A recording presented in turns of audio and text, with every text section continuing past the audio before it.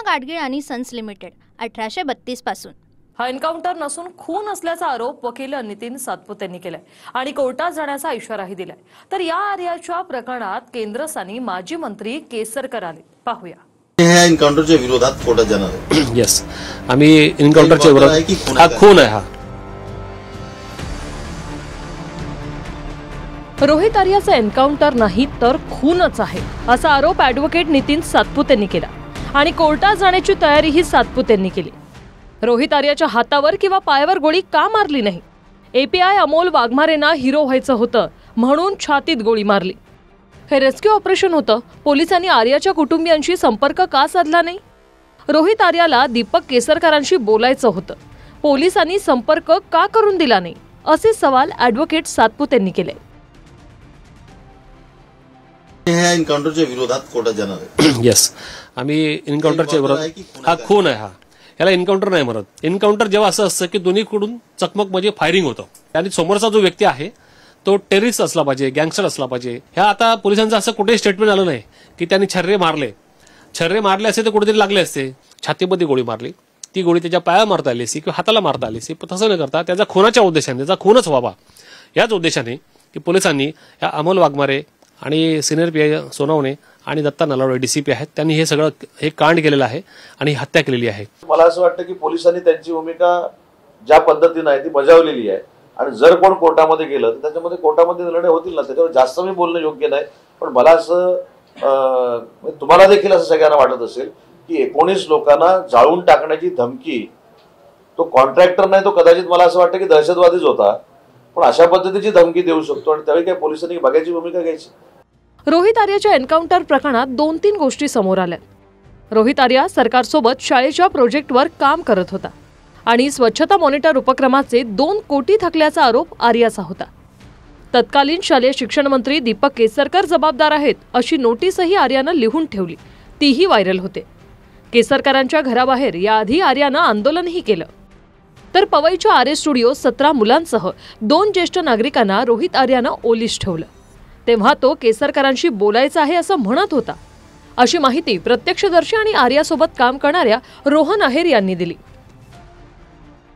त्यांना दीपक केसरकरांबरोबर बोलायचं होतं। पुण्याला राहतात, तर मग पुण्याजवळचं कोण, तर म्हणून मग मी त्यांचं नाव पण घेतलं। त्यांना सांगितलं, म्हटलं मी कनेक्शन करून देतो तुमचं, अण्णांना सांगून किंवा कोणालाही सांगून तुमचं बोलणं करून देतो, तुम्ही प्लीज पोरांना सोडा आधी।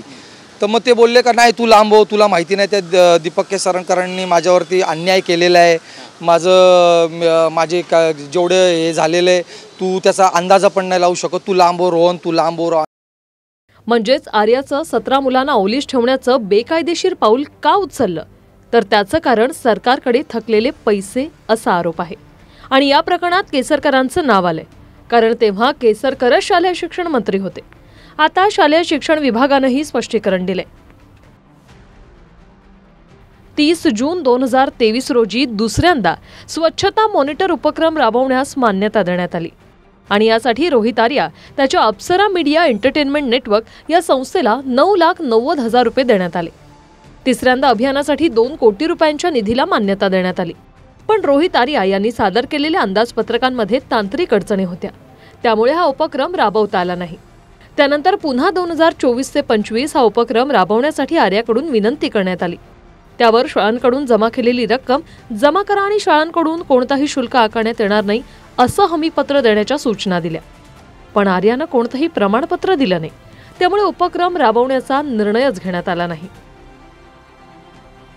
पण केसरकरांचं म्हणणं आहे की सहानुभूती म्हणून आर्याच्या कुटुंबियांना पैसे मिळतील। सहानुभूतीच्या दृष्टीने त्यांचं बिल जर काय पेंडिंग असेल तर त्यांच्या कुटुंबियांना ते मिळेल 100%, कारण शासनाचे पैसे कधीही बुडत नाहीत, ही वस्तुस्थिती आहे। आता ते गेलेले असल्यामुळे त्यांनी जे काय अंडरटेकिंग वगैरे द्यायचं ते त्यांना एक्झाम करता येईल का याच्याबाबत मी चौकशी करेन आणि सहानुभूतीपूर्वक त्यांच्या बाबतीत दृष्टिकोन स्वीकारण्याच्या बाबतीत मी विनंती करेन। सोशल मीडियावरही रोहित आर्या व्यवस्थेचा बळी ठरल्याच्या प्रतिक्रिया आहेत। रोहित आर्याच्या पत्नीचाही एक व्हिडिओ व्हायरल झाला। पुण्यात जवळपास महिनाभर उपोषणामुळे रोहित आर्याची तब्येत बिघडली। त्यानंतर पत्नी अंजली आर्याने केसरकरांचं नाव घेऊन 2 कोटी थकवल्याचं म्हटलं। माझा सुटका होईल ना बाबा. कंटाळलो आम्ही पण यार. पहिला उपचार घ्या, नंतर काय करायचं. नाही घ्यायचे मला उपचार. मरू द्या त्याला. भेटून लागेल का? कंटाळले हो, कंटाळले. किती करू मी, किती बघते मी, मला माहिती. पण माणूस चालला पाहिजे. सरकार कसलं बी असू द्या, माणसाच्या जीवापेक्षा काही नाहीये. बघा तुम्ही आता असं महिन्याचे हाल झाले. मंत्री महोदय तुम्हाला मिस्टेक सांगते, त्याला तू वैकुंठला गेलास ना, मी तू सोडणार नाही कोणालाही. लेट्स चेंज स्वच्छता मॉनिटर, ते त्यांनी स्मॉल प्रोजेक्ट सुरू केलं होतं. केसरकर साहेबांना आवडलं. त्यांनी माझी शाळा सुंदर शाळामध्ये ते घेतल्यानंतर त्यांनी म्हटलं की 2 कोटी रुपये तुमचे आम्ही सँक्शन करतोय, तुम्ही करा. ते पूर्ण प्रोजेक्ट झाला, संपला, सगळं केलं, पण पैसे काही दिले नाही. त्याला रेसिग्नेशन दिलं नाही. रोहित आर्या सरकारसोबत विशेषतः शालेय शिक्षण विभागासोबत काम करत होता आणि त्याचे सरकारच्या मंत्र्यांसोबतचे कार्यक्रमाचे फोटोही समोर आले. असाच एक फोटो ट्विट करत आव्हाडांनी सरकारवर निशाणा साधला. कंत्राटदारांना आपले पैसे मिळवण्यासाठी आता अपहरण करावं लागत आहे. ही पोस्ट सीएमओ महाराष्ट्राची आहे. यात काल एन्काउंटर झालेल्या रोहित आर्या याचा उल्लेख आहे. रोहित आर्याचे सरकारकडे काही कोटी रुपये थकीत होते. ते मिळत नसल्याने त्याने लहान मुलांचं अपहरण करण्याचा कट रचला. अर्थात याचं समर्थन मी मुळीच करणार नाही, पण आर्यावर ही वेळ का आली याचं उत्तर सरकार देणार आहे का? तर रोहित आर्याला गुन्हेगारीसाठी सरकारनंच प्रवृत्त केलं. आतापर्यंत महाराष्ट्रात कंत्राटदारांचे एकूण 90,000 कोटी रुपये थकवल्याचं काँग्रेसनं म्हटलंय. परंतु गुन्हेगारी करत असताना त्या गुन्हेगारीला प्रवृत्त करणारे कोण आहेत त्याचंही त्या ठिकाणी शोध घेण्याची आवश्यकता आहे. गेले 3 वर्ष सातत्यानं त्याचे काही पैसे अडकले होते कंत्राटदार म्हणून. महाराष्ट्रातल्या तमाम कंत्राटदारांची व्यथा आहेत. जवळपास 89,000 कोटी रुपयांचं देणं हे सरकारचं लागते कंत्राटदारांना. अनेकांनी आत्महत्यांचा प्रकार केला, त्याची कुटुंब वाऱ्यावर आलेली आहेत. अनेक प्रश्न त्याला मारल्यामुळे अनेक प्रश्नांची उत्तर आता आपल्याला मिळणार नाहीयेत. म्हणजे याच्यावर जर अटक झाली असती, त्याला काय सर्कमस्टन्सेस मध्ये ते एन्काउंटर झालं, या सगळ्याची माहिती आपल्याला मिळाली पाहिजे. काही कार्यक्रमात ते दिसत आहेत, त्याच्यामुळे नक्की त्यांचं सरकारशी नातं काय होतं, कुणाशी काय नातं, या सगळ्या गोष्टी आता स्पष्ट राहतात. विद्यार्थ्यांना उनील ठेवायचं आणि अशा प्रकारे जर आतंकवाद माजवणार असतील तर मला वाटतं पोलिसांनी योग्य आहे. 17 मुलांना ओलीस ठेवल्यानंतर स्वतः आर्याने एक व्हिडिओ सोशल मीडियावर टाकला. त्यात प्रशासनाकडे चर्चेची मागणी करत होता.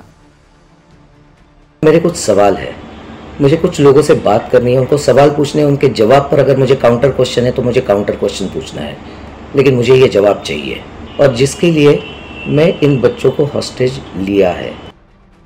स्टुडिओ ज्या ठिकाणी मुलांना ओलीस ठेवलं होतं तिथे एपीआय अमोल वाघमारेंनी बाथरूमच्या खिडकीतून प्रवेश केला आणि त्यांनी रोहित आर्याच्या दिशेनं गोळी झाडली, ज्यात गोळी रोहित आर्याच्या छातीत घुसली.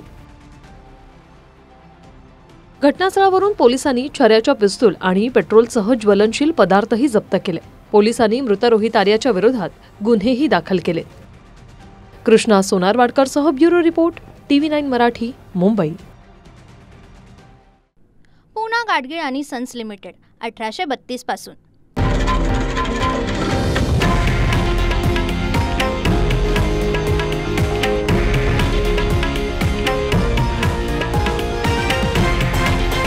हे आहे देशातील नंबर 1 न्यूज नेटवर्क आणि आपण पाहत आहात TV9 मराठी, एकमेव.